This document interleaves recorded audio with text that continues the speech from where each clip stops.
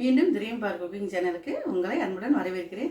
இன்றைக்கி என்ன செய்ய போகிறோம்னா காய்கறி வெஜிடபிள் பிரியாணி. அதாவது கல்யாண வீட்டுகளை நம்ம சாப்பிட்றோம் அதே மாதிரி அந்த மெத்தடில் இன்றைக்கி செய்ய போகிறோம். பார்க்கலாம் அது என்னென்ன பொருள்னு சொல்லிட்டு வாங்க பார்க்கலாம். பெரிய வெங்காயம் 4 எடுத்து பொடிசா அப்படி இந்த மாதிரி பொடிசா கட் பண்ணி வச்சுக்கிங்க. கேரட் ஒரு பெரிய கேரட் ஒன்று, ஒரு 6-7 பீன்ஸு, பட்டாணி வந்து ஒரு 50 பட்டாணி நைட்டே ஊற வச்சு நானே எடுத்து வச்சுருக்கேன்.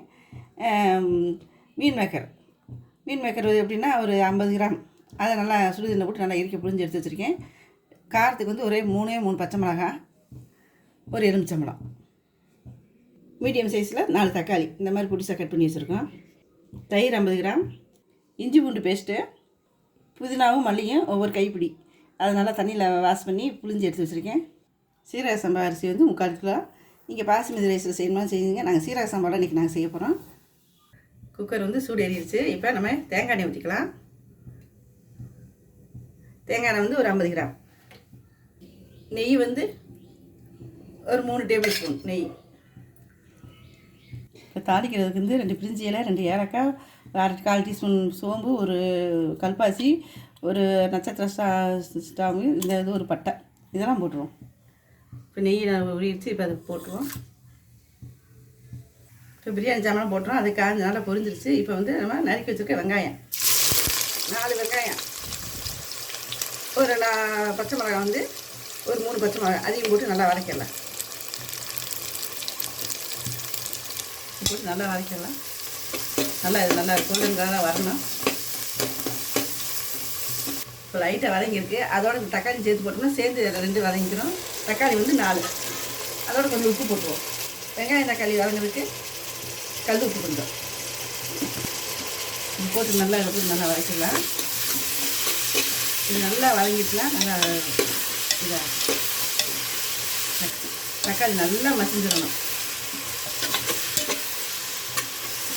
இப்போ தக்காளி நல்லா ஓரளவுக்கு மசிஞ்சிருக்கு. இந்த ஜூஸ் கூட நல்லா இறங்கியிருக்கு. இப்போ அந்த சைடில் வந்து இஞ்சி பூண்டு பேஸ்ட் வந்து ஒரு டேபிள் ஸ்பூன், அதையும் போட்டு நல்லா வதக்கிடலாம். பச்சை வடை போட்டு நல்லா வதக்கிடலாம்.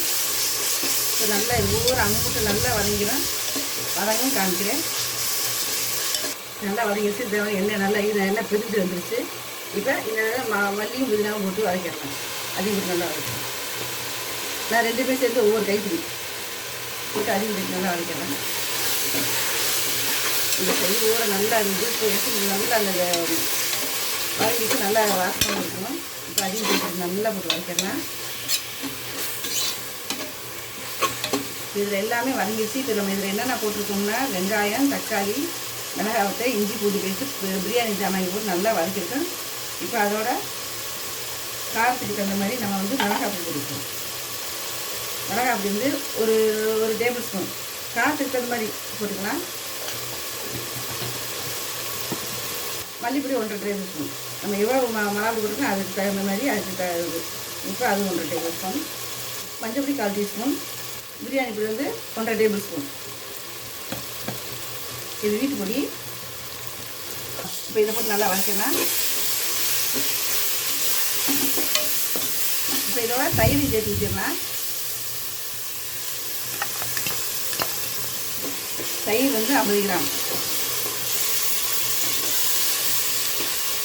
இப்போ நம்ம நறுக்கி வச்சுருக்க ஒவ்வொரு காயை போட்டுக்கலாம். கேரட்டு, பீன்ஸு, மீன் மேக்கரு, பட்டாணி எல்லாத்தையும் போடலாம். இதோட நீங்கள் உருளைக்கிழங்கு போடலாம், காலிஃப்ளவரும் போடலாம்.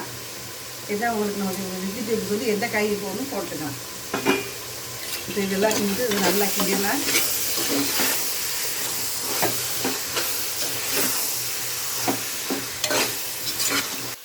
இப்போ நம்ம தண்ணி ஊற்றிடலாம்.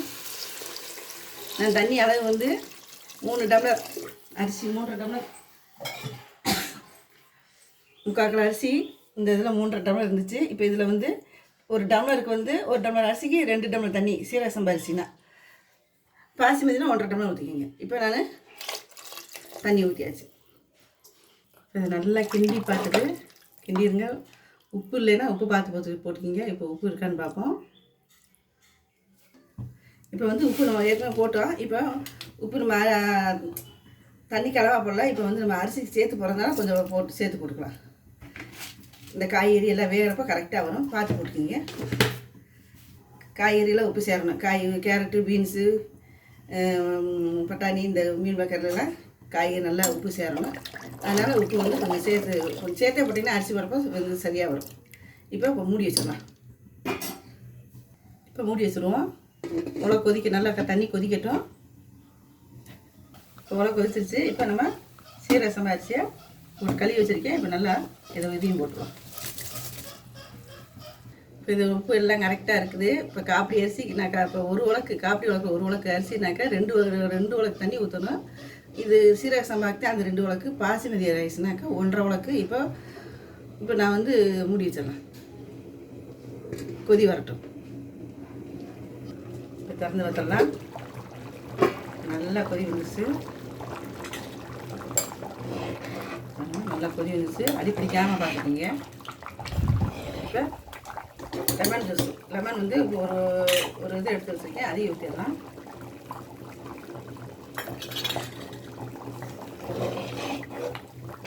கிண்டி மூடி வச்சிடலாம்.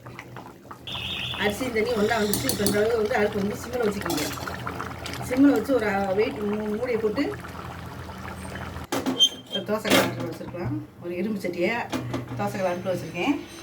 இப்போ இதுக்கு மேலே இதை குக்கரை வச்சுருவோம்.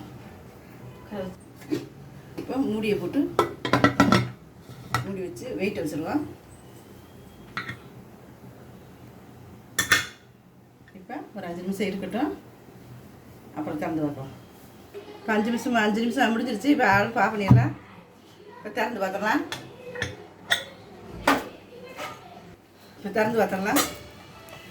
தண்ணி சாப்பிட்றது கரெக்டாக இருக்குது.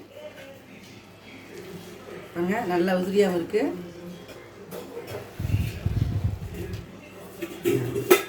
இப்போ நம்ம கல்யாணம் விட்டு வெஜிடபிள் பிரியாணி வந்து ரெடி ஆயிடுச்சு. இப்போ அதை மாற்றிடலாம். இப்போ நம்ம கல்யாணம் விட்டு வெஜ் பிரியாணி ரெடி ஆயிடுச்சு. இது எப்படி இருக்குது, நீங்கள் உங்கள் வீட்டில் இதேமாரி சமைச்சு சாப்பிட்டு பார்த்துட்டு எப்படி இருக்குன்னு கமெண்ட் பாக்ஸில் கமெண்ட் பண்ணுங்கள், லைக் பண்ணுங்கள், ஷேர் பண்ணுங்கள், சப்ஸ்கிரைப் பண்ண மறந்துடாதீங்க. சப்ஸ்கிரைப் பண்ணிடுங்க. கீழே உள்ள பெல் பட்டனை கிளிக் பண்ணுங்கள். நன்றி, வணக்கம். அடுத்த ஒரு நல்ல வீடியோவில் சந்திப்போம்.